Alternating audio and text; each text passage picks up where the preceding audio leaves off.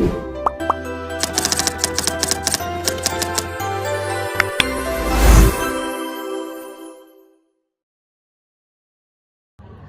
semua, selamat datang di podcast Study Geografi. Bersama saya Silent Chrysalina Beban sebagai host pada hari ini. Di podcast kali ini, kita akan membahas bencana terbesar yang pernah terjadi di Indonesia, yaitu Tsunami Aceh 2004. Dan di podcast kali ini, saya menghadirkan 4 narasumber yang nantinya akan membantu membahas mengenai kasus ini. Yang pertama adalah Alicia, Alif, Halo. Panji, dan juga Muzaka. Langsung saja kita bahas. Oke, mungkin sebagai pembuka di podcast kali ini, saya ingin mengetahui proses terjadinya Tsunami Aceh 2004. Oke, saya jelaskan ya kenapa proses terjadinya tsunami Aceh itu bagaimana. Nah, berawal dari lempeng Indo-Australia menekan lempeng Eurasia di zona subduksi Sumatera yang menimbulkan penumpukan pecahan di dasar laut. Nah, tekanan yang menumpuk ini akhirnya menyebabkan patahan megatrust yang pecah pada 26 Desember 2004. Kemudian pecahan ini tuh melepaskan energi sebagai gelombang seisme yang kemudian menimbulkan guncangan yang kuat waktu itu tuh di Aceh, atau kita bisa bilangnya tuh kayak gempa bumi seperti itu. Nah, pergerakan pecahan ini yang mengangkat dasar laut itu naik, kemudian menimbulkan tuh jadi gelombang tsunami yang menghantam pesisir Aceh. Nah, seperti itu tuh singkatnya ketika pergerakan lempeng bumi yang kemudian mengangkat dasar laut sehingga menimbulkan gelombang yang menyebabkan tsunami. Seperti itu prosesnya, Mbak Silent. Oke, itu sebenarnya prosesnya singkat dan juga simpel, tapi dampaknya sangat amat luar biasa. Oke, kita lanjut ke faktor-faktor setelah bencana yang mempengaruhi kebijakan pasca bencana. Itu gimana sih, Alicia? Nah, jadi sebelumnya aku mau bilang dulu, di sini kan faktor-faktornya itu banyak banget kan pastinya. Nah, terus aku bakal ngejelasin di sini faktor-faktor yang utama yang udah pasti familiar banget lah pastinya gitu. Jadi yang pertama itu faktornya itu tentunya karena ini kan tsunami-nya dan gempa buminya ini kan meluas banget kan di daerah Aceh dan sekitarnya. Nah, bahkan itu mencapai sebesar 9,3 skala Richter. Wow. Nah, mulai dari situ tuh akhirnya tentunya menyebabkan korban-korban itu melunjak banget kan jumlah korbannya. Nah, itu tuh bikin pemerintah jadi kewalahan banget lah buat ngurusinnya itu. Jadi kayak pemerintah harus ngerasa kekurangan banget gitu. Nah, lalu yang kedua, ternyata ketika pasca bencana itu ternyata tuh pihak-pihak internasional itu memberikan bantuan kepada kita gitu, entah dari kayak konsumsi atau bantuan medis dan segala macamnya gitu. Lalu yang ketiga, akhirnya dari peristiwa itu dibentuklah sebuah organisasi atau sebuah badan. Nah, ini disebut BRRNAD Nias. Apa itu, Alicia? Nah, jadi BRRNAD Nias itu adalah singkatan dari Badan Rehabilitasi dan Rekonstruksi Wilayah dan Kehidupan Masyarakat Nanggoro Aceh Darussalam dan Kepulauan Nias gitu. Sehingga akhirnya jadilah lebih jika ada penanggulangan bencana gitu-gitu lebih terencana dan terkonstruksi lah gitu. Lalu selanjutnya yang terakhir yang paling utama itu 3 tahun setelah peristiwa itu terjadi akhirnya dibentuklah sebuah undang-undang. Nah, ini adalah Undang-Undang Nomor 24 Tahun 2007 yang berisi tentang penanggulangan bencana. Nah, prinsip-prinsipnya itu diadopsi dari Hyogo Framework for Action gitu. Sehingga dari undang-undang itu untuk penanggulangan bencana tuh lebih terstruktur gitulah. Oke, sebelum kita masuk ke pembahasan yang lebih dalam, saya ingin mengetahui apa sih penyebab seisme Tsunami Aceh 2004? Oke, jadi untuk penyebab tsunami Aceh tersendiri itu nggak jauh dari Alif yang Alif paparkan.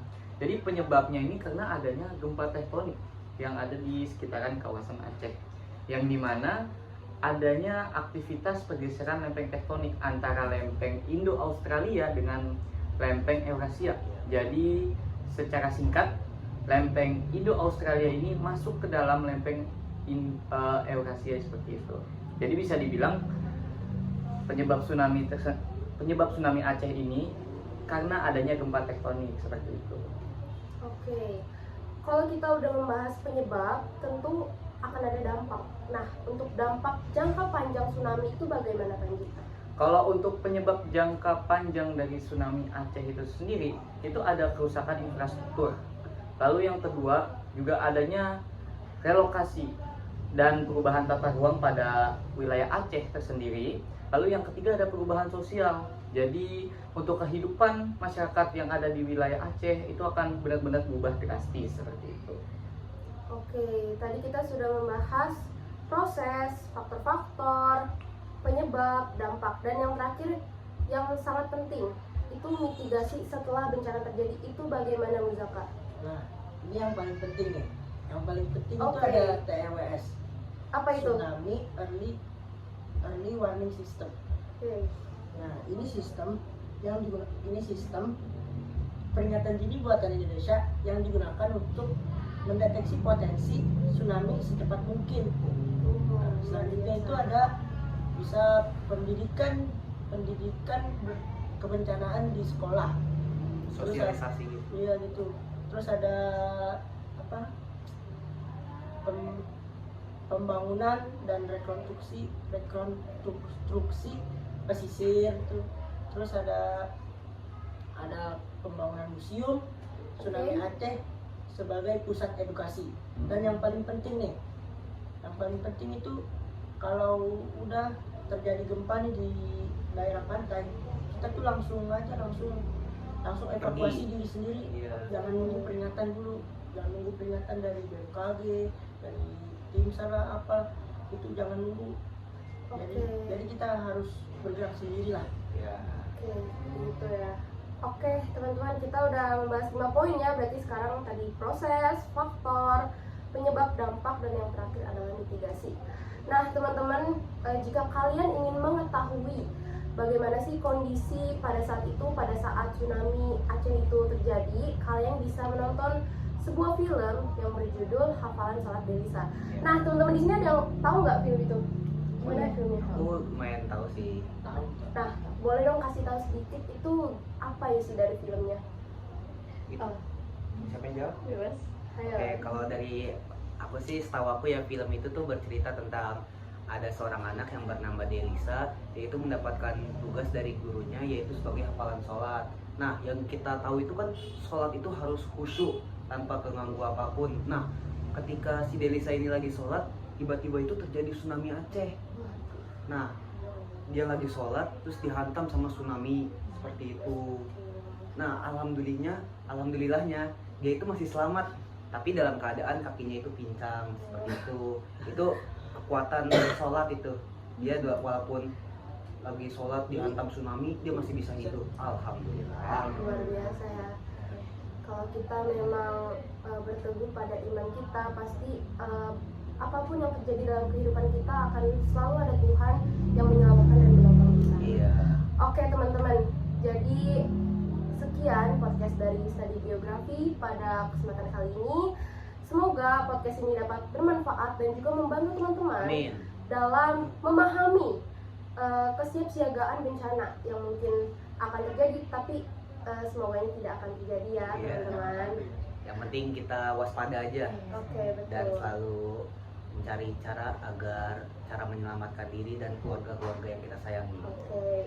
Semoga 5 poin yang sudah kita bahas di podcast kali ini dapat teman-teman pahami dan menjadi pelajaran dalam kehidupan kita. Iya. Oke, terima kasih. Oke. Sampai jumpa di podcast berikutnya. Bye-bye. One is the loneliest number that you'll ever do. Two can be as bad as one. It's the loneliest number since the number one.